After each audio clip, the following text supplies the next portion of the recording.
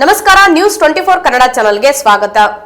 ಮಾನ್ಯಾಳನ್ನು ಕೊಲೆ ಮಾಡಿದ ಆರೋಪಿ ಹಾಗೂ ಮಾದಿಗ ಸಮಾಜದ ವಿವೇಕಾನಂದರವರ ಕುಟುಂಬದ ಮೇಲೆ ಹಲ್ಲೆ ಮಾಡಿದ ಎಲ್ಲ ಆರೋಪಿಗಳನ್ನು ಬಂಧಿಸಿ ಸುಮಾರು 1 ಕೋಟಿ ರೂಪಾಯಿ ಪರಿಹಾರ ನೀಡುವಂತೆ ಆಗ್ರಹಿಸಿ ಪ್ರತಿಭಟನೆ ಮಾಡಿದರು. ಈ ಕುರಿತು ಒಂದು ವರದಿ.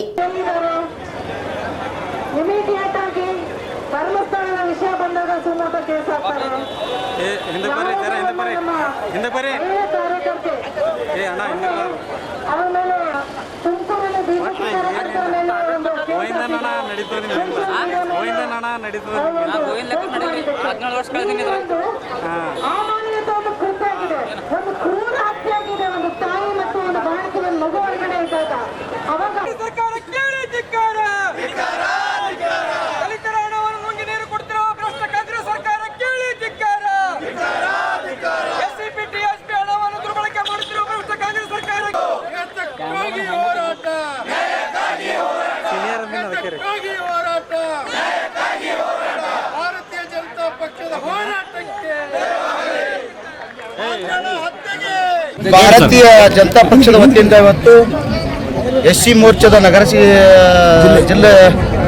ಜಿಲ್ಲಾಧ್ಯಕ್ಷರ ವತಿಯಿಂದ ಇವತ್ತು ಒಂದು ಕಾಂಗ್ರೆಸ್ ವಿರುದ್ಧ ಒಂದು ಹೋರಾಟವನ್ನು ಹಮ್ಮಿಕೊಂಡಿದ್ದೇವೆ. ಈ ಹೋರಾಟದ ಉದ್ದೇಶ ಇಷ್ಟು, ಈಗ ಸುಮಾರು 2.5-3 ವರ್ಷ ಆಗ್ಲಕ್ಕೆ ಬಂತು ಕಾಂಗ್ರೆಸ್ ಸರ್ಕಾರಕ್ಕೆ ಬರೋದಕ್ಕೆ ಮುಂಚೆ, ಗೌರ್ಮೆಂಟ್ ಚುನಾವಣೆಗಿನ ಮುಂಚೆ ದಲಿತರ ಪರವಾಗಿ ಅವ್ರು ಇಷ್ಟು ಒಂದು ಮಾತಾಡಿದಾರಂದ್ರೆ, ಇವತ್ತು ಅವ್ರು ಎಲ್ಲ ದಲಿತರ ಪಾಪ ಎಲ್ಲೇ ಇರಲಿ ಇವತ್ತು ಬಂದ ಕೆಲಸ ಕುರಿಗಳಾಗಿ ಅವ್ರಿಗೆ ಓಟ್ ಹಾಕಬೇಕು, ಓಟ್ ಹಾಕಿದ್ದಾರೆ ಬಿ. ಆದರೆ ಓಟ್ ಹಾಕ್ಸ್ಕೊಂಡಂಥ ನಾಯಕರು ಇವತ್ತು ಸಿದ್ದರಾಮಯ್ಯ ಸರ್ಕಾರ ಇವತ್ತು 4 ಸಚಿವರಿದ್ದಾರೆ. ಇವತ್ತು ದಲಿತ ಸಚಿವರು 4 ಜನ ಸಚಿವರಿದ್ದಾರೆ.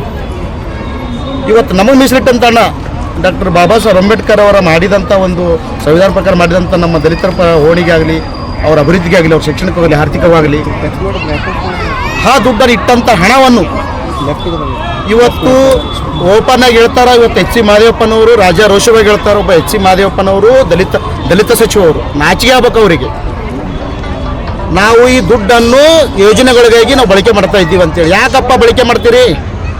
ಯಾಕೆ ಬಳಕೆ ಮಾಡ್ತೀರಿ? ನಿಮ್ಮಪ್ಪನ ದುಡ್ಡಾ? ಇದು ನಿಮ್ಮಪ್ಪಂದ ದುಡ್ಡು. ಇದು ನೀವು ಪ್ರಣಾಳಿಕೆಯಲ್ಲಿ ನಿಮ್ಮ ಪಕ್ಷದಿಂದ ನೀವು ಹೇಳಿದ್ದೀರಿ, ಕಾಂಗ್ರೆಸ್ ಪಕ್ಷದಿಂದ ಹೇಳಿರಿ. ನೀವು ಕಾಂಗ್ರೆಸ್ ಪಕ್ಷದಿಂದ ಇವ್ರಿಗೆ ನೀವು ದುಡ್ಡನ್ನು ಕೊಡಬೇಕು ಯೋಜನೆಗಳಿಗೆ. ಅದನ್ನು ಬಿಟ್ಟು ನಮ್ಮ ದಲಿತರ ಹಣವನ್ನು, ಮೀಸಲಿಟ್ಟ ಹಣವನ್ನು ನೀವು ಯೋಜನೆಗಳಿಗೆ ಕೊಡ್ತಿರೋದು ರಾಜಾರೋಷ ಹೇಳ್ತೀರಿ. ನೀವು ನಾಚಿಕೆ ಆಗಬೇಕು. ಇನ್ನು ಮುಂದಿನ ದಿನಗಳಲ್ಲಿ ದಲಿತರು ನೀವು ಹೆಸರು ಹೇಳ್ಕೊಂತ ಒಂದು ಸೌಖ್ಯತೆ ಕಳ್ಕೊಂಡಿರಿ. ಇನ್ನು ಇದೇ ಥರ ಮುಂದೆ ನೀವು ಮಾಡಿದಿರಪ್ಪ ಅಂದ್ರೆ ಮತ್ತೆ ಒಂದು ದೊಡ್ಡವಾದ ಒಂದು ಉಗ್ರವಾದ ಹೋರಾಟ ಮಾಡಬೇಕಾಗ್ತದೆ. ಮತ್ತು ಈ ಒಂದು ಸರ್ಕಾರ ಬಂದ ಮೇಲೆ ಕಾನೂನು ಸುವ್ಯವಸ್ಥೆ ಭಾಳ ಹದಗೆಟ್ಟಿದೆ. ಭಾಳ ಒಂದು ಎರಡು ಇಲ್ಲ, ಹಲವಾರವಾದ ನೀವು ಮಾಧ್ಯಮದವ್ರಿಗೂ ಗೊತ್ತಾಗ 1, 2 ಅಂತೂ ಇಲ್ಲ. ನಿಮಗೆ ಮಾಧ್ಯಮದವ್ರಿಗೆ ಹೆಂಗೆ ಮಾತಾಡ್ತಾರಂದ್ರೆ ನೀವು ನೋಡಿರ್ತೀರಿ. ಯಾಕ್ರಿ ಏನಲ್ಲ ಅವರು ನಮ್ಮ ಸಿದ್ದರಾಮಯ್ಯನವರು ಏನಪ್ಪ ಏನಯ್ಯ ಏಕವಚನದಲ್ಲಿ ಮಾತಾಡ್ತಾರೆ. ನಿಮಗೆ ಸದ್ಯ ಮರ್ಯಾದೆ ಕೊಡಲ್ಲ ಅವರು. ಇನ್ನು ಜನಸಾಮಾನ್ಯರ ಗತಿ ಏನ್ರಿ? ಓಟ್ ಹಾಕಿದಂಥ ದಲಿತರವರಿಗೆ ಗತಿ ಏನ್ರಿ? ಒಂದೇ ವಿಷಯ ಅಲ್ಲ. ಇವತ್ತು ಪ್ರತಿಯೊಂದು ಈ ಒಂದು ಎಷ್ಟು ದುಡ್ಡು ಸಚಿವನಾದ ನಾಗೇಶ್ ಅಂತೇಳಿ ಅವರಿಗೆ ಜೈಲಿಗೂ ಹೋಗಿ ಬಂದರು. ಆ ಹಣವನ್ನು ನಮಗೆ ನಾಚಿಕೆ ಆಗ್ಬೇಕು. ನಮ್ಮ ಸರ್ಕಾರದ ನಮ್ಮ ಕರ್ನಾಟಕ ಸರ್ಕಾರದ ಮುಖ್ಯಮಂತ್ರಿಗೆ ಮತ್ತು ಉಪಮುಖ್ಯಮಂತ್ರಿಗಳಿಗೆ ನಾಚಿಕೆ ಆಗಬೇಕು. ಈ ದುಡ್ಡನ್ನು ಇದು ಬೇರೆ ರಾಜ್ಯ ಚುನಾವಣೆಗೆ ಬಳಸ್ತಾರೆ. ನಿಮಗೆ ನಾಚಿಕೆ ಆಗಬೇಕು. ನಮ್ಮ ದುಡ್ಡು ನಮ್ಮ ಜನ ಕಟ್ಟಿರ್ತಕ್ಕಂಥ ತೆರಿಗೆ ಹಣವನ್ನು ನೀವು ಬೇರೆ ರಾಜ್ಯದ ಹೋಗಿ ಚುನಾವಣೆಗೆ ಬಳಸ್ತೀರಿ, ನಾಚಿಕೆ ಆಗಲ್ಲ. ನಿಮ್ಮ ದುಡ್ಡು ಬಳಕೆ ಮಾಡಿರಿ, ನಿಮ್ಮ ಪಕ್ಷ ದುಡ್ಡು ಬಳಕೆ ಮಾಡಿರಿ. ಇನ್ನು ಇದೇ ಥರ ನೀವು ಮಾಡ್ಕೊಂಡು ಹೋದ್ರಂದ್ರೆ ಮುಂದಿನ ದಿನಗಳಲ್ಲಿ ನೀವು ಭಾಳ ತಕ್ಕ ಪಾಠ ಕಲಿಸ್ತೀವಿ. ಮತ್ತು ನಿಮ್ಗೆ ಇನ್ನೂ ಒಂದು ಏನಾಗ್ಯದ, ಕಾನೂನು ಸುವ್ಯವಸ್ಥೆಯಲ್ಲಿ ಪೂರಾನೇ ಸ್ವಲ್ಪ ಅಲ್ರಿ, ಪೂರಾನೇ ಮಾನ್ಯಾಳಾಗಿರ್ಬೋದು, ತುಬ್ಳಿಯಲ್ಲಿ ಒಂದು ದಲಿತ ಹೆಣ್ಣುಮಗಳು ವ್ಯವಸ್ಥೆಗೊಳಿಸಿದಾಗಿರ್ಬೋದು.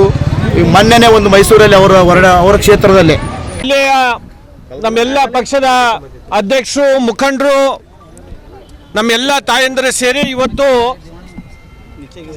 3 ವರ್ಷ ಕಾಂಗ್ರೆಸ್ಸಿನ ದುರಾಡಳಿತದ ವಿರುದ್ಧ ಏನು SCP TSP ಹಣ ದುರ್ಬಳಕೆ ಆಗಿರ್ಬೋದು, ಇವತ್ತು ವಿಶೇಷವಾಗಿ ದಲಿತ ಸಮುದಾಯದ ಮೇಲೆ ನಡೀತಾ ಇರುವಂಥ ಅನ್ಯಾಯದ ಅಲ್ಪಸಂಖ್ಯಾತರ ಮೇಲೆ ಆಗ್ತಾ ಇರುವಂಥ ಹಲ್ಲೆಗಳನ್ನು ಖಂಡಿಸಿ ಇವತ್ತು ನಾವು ಈ ಹೋರಾಟವನ್ನು ಮಾಡ್ತಾ ಇರುವಂಥದ್ದು.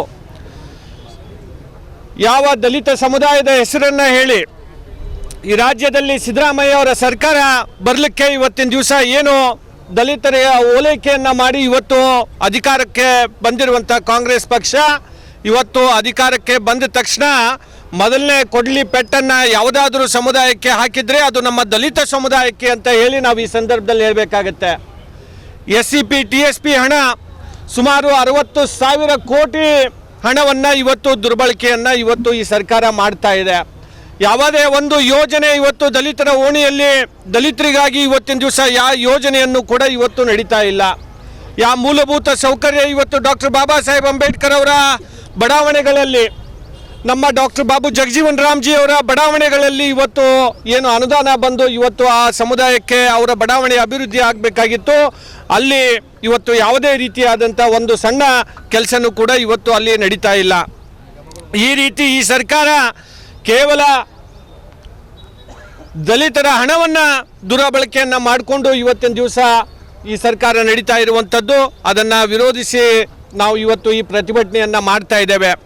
ಅನೇಕ ಯೋಜನೆ ಹಿಂದಿನ ಸರ್ಕಾರದಲ್ಲಿ ಆ ಎಲ್ಲ ಯೋಜನೆಗಳನ್ನು ಇವತ್ತಿನ ದಿವಸ ಅವರು ನಿಲ್ಲಿಸುವಂಥ ಕೆಲಸ ಮಾಡ್ತಾ ಇದ್ದಾರೆ.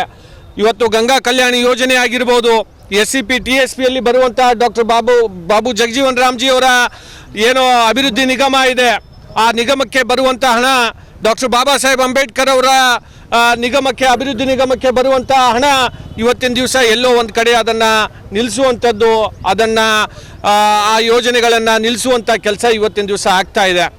ಅದಕ್ಕೆ ನಾನು ತಕ್ಷಣದಲ್ಲಿ ಈ ಸರ್ಕಾರ ಇದನ್ನು ಎಚ್ಚೆತ್ತು ಇವತ್ತು ಈ ಒಂದು ಅನುದಾನವನ್ನು ಸರಿಯಾದ ರೀತಿಯಿಂದ ಅದನ್ನು ಉಪಯೋಗವನ್ನು ಮಾಡಬೇಕು ಅಂತ ಹೇಳಿ ನಾನು ಈ ಸಂದರ್ಭದಲ್ಲಿ ಹೇಳಕ್ಕೆ ಬಯಸ್ತಾ ಇದ್ದೇನೆ. ಇವತ್ತು ವಿಶೇಷವಾಗಿ ನಮ್ಮ ಕಲಬುರಗಿಯಲ್ಲಿ ಅನೇಕ ದಲಿತರ ಓಣಿಯಲ್ಲಿ ದಲಿತರಿಗೆ ವಿಶೇಷವಾಗಿ ಭಾಳಷ್ಟು ಅನ್ಯಾಯ ಆಗ್ತಾ ಇರುವಂಥದ್ದು ನಮ್ಗೆ ಕಂಡು ಬರ್ತಾ ಇದೆ. ರಾಜ್ಯದಲ್ಲಂತರೂ ಇದು ನಡೀತಾ ಇದೆ. ಆದರೆ ಕಲಬುರಗಿಯಲ್ಲೂ ಕೂಡ ಇವತ್ತಿನ ದಿವಸ ಅನೇಕ ಉದಾಹರಣೆಗಳನ್ನು ನಾವು ಕೊಡ್ಬೋದು.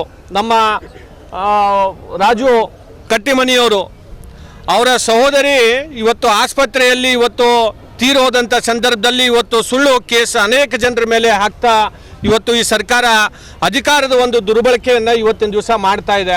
ನಮ್ಮ ದಶರಥ್ ಅವರು, ನಮ್ಮ ರಾಜು ಅವರು, ಅವರ ಎಲ್ಲ ಸಹೋದರರ ಮೇಲೆ ಇವತ್ತು ಸುಳ್ಳು ಕೇಸನ್ನು ದಾಖಲೆ ಮಾಡಿ ಎಲ್ಲೋ ಸರ್ಕಾರ ನಮ್ಮ ದಲಿತರ ಧ್ವನಿಯನ್ನು ಹತ್ತಿಕ್ಕಲಿಕ್ಕೆ ಇವತ್ತಿನ ದಿವಸ ಪೊಲೀಸರ ಒಂದು ಸಹಾಯವನ್ನು ತಗೊಂಡು ಸುಳ್ಳು ಕೇಸ್ಗಳನ್ನು ಹಾಕೋದ್ರ ಮುಖಾಂತರ ಇವತ್ತು ಬೆದರಿಕೆಯನ್ನು ಹಾಕಿಸುವಂಥದ್ದು ನಡೀತಾ ಇದೆ.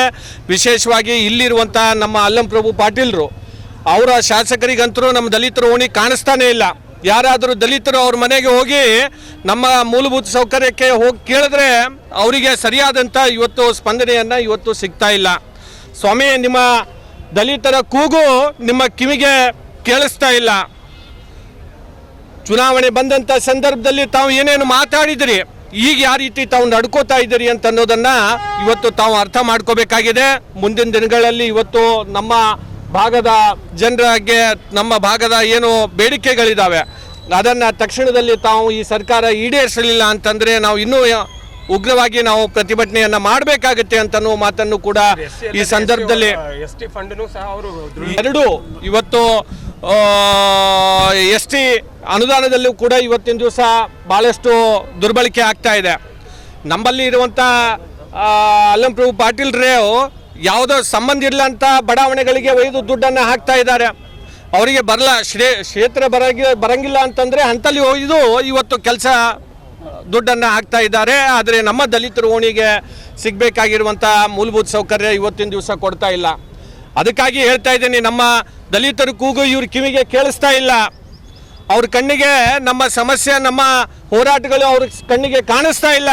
ಇದೇ ರೀತಿ ಮುಂದಿನ ದಿನಗಳಲ್ಲಿ ಇದೇ ರೀತಿ ಆದರೆ ಯಾವ ರೀತಿ ಮಹಾರಾಷ್ಟ್ರದಲ್ಲಿ ಇತ್ತೀಚಿನ ಚುನಾವಣೆಯಲ್ಲಿ ಯಾವ ರೀತಿ ಭಾರತೀಯ ಜನತಾ ಪಕ್ಷದ ಅಭ್ಯರ್ಥಿಗಳು ಗೆದ್ದಿದ್ದಾರೆ, ಅದೇ ಮಾದರಿಯಲ್ಲಿ ಕರ್ನಾಟಕದಲ್ಲೂ ಕೂಡ ಮತ್ತೊಮ್ಮೆ ಭಾರತೀಯ ಜನತಾ ಪಕ್ಷದ ಸರ್ಕಾರವನ್ನು ಇವತ್ತು ಜನ ತರ್ತಾರೆ ಅಂತ ಅನ್ನೋ ಮಾತನ್ನು ಈ ಸಂದರ್ಭದಲ್ಲಿ ಹೇಳಿ ನಾನು ಮತ್ತೊಮ್ಮೆ ಈ ನಮ್ಮ ಹೋರಾಟಕ್ಕೆ ನಮ್ಮ ಜಿಲ್ಲಾ ಅಧ್ಯಕ್ಷರಾದಂಥ ಮಲ್ಲು ಜಿಂಕೇರಿಯವರು, ನಮ್ಮ ಅಶೋಕ್ ಬಗ್ಲಿಯಣ್ಣವರು, ಅನೇಕ ಜನ ಅಂಬಾರಣ್ಣ ಅರ್ಸಿಗೆಯವರು, ಅವಣ್ಣ ಮೈಕೇರಿಯವರು, ನಮ್ಮ ಸಹೋದರರಾದಂಥ ರಾಜು ಅಣ್ಣ ವಾಡೇಕರ್ ಅವರು, ಗೀತಾ ವಾಡೇಕರ್ ಅಕ್ಕವರು, ನಮ್ಮ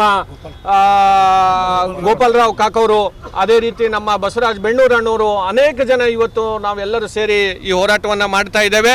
ಮುಂದಿನ ದಿನಗಳಲ್ಲಿ ಸರ್ಕಾರ ಎಚ್ಚೆತ್ತಲಿಲ್ಲ ಅಂತಂದರೆ ಇನ್ನೂ ಉಗ್ರವಾಗಿ ನಾವು ಕಲಬುರಗಿನಲ್ಲಿ ಹೋರಾಟ ಮಾಡಬೇಕಾಗತ್ತೆ ಅಂತ ಹೇಳಿ ಈ ಸಂದರ್ಭದಲ್ಲಿ ಹೇಳಕ್ಕೆ ಬಯಸ್ತೇನೆ. ಏನು ಸೇರಬೇಕಾಗಿದೆ ಆ ಹಣವನ್ನು ಕೊಟ್ಟು ನೀವು ಗ್ಯಾರಂಟಿಗಳಿಗೆ ಕೊಡಿ. ಆದರೆ ಈ ಹಣವನ್ನು ತಾವು ಡೈವರ್ಟ್ ಮಾಡಿ ಈ ಹಣವನ್ನು ಇವತ್ತಿನ ದಿವಸ ಗ್ಯಾರಂಟಿಗಾಗಿ ಹಂಚಿ ಇವತ್ತು ನಮ್ಮ ದಲಿತ ಸಮುದಾಯಕ್ಕೆ ತಾವು ಅನ್ಯಾಯ ಮಾಡ್ತಾ ಇದ್ದೀರಿ, ಅದು ಸರಿಯಲ್ಲ ಅಂತ ಅನ್ನೋದೇ ನಮ್ಮ ವಾದ ಇದೆ. Thank you. ಇದು ನಿಮ್ಮ ನ್ಯೂಸ್ 24 ಕನ್ನಡ ಟಿವಿ ಮಾಧ್ಯಮ, ನಿಮ್ಮ ಮನೆಯ ಮಾಧ್ಯಮ. ನಮ್ಮನ್ನು ಬೆಂಬಲಿಸಿ ಮತ್ತು ಬೆಳೆಸಿ. ಪ್ರತಿದಿನ ಪ್ರತಿಕ್ಷಣ ಸದಾ ನಿಮ್ಮೊಂದಿಗೆ.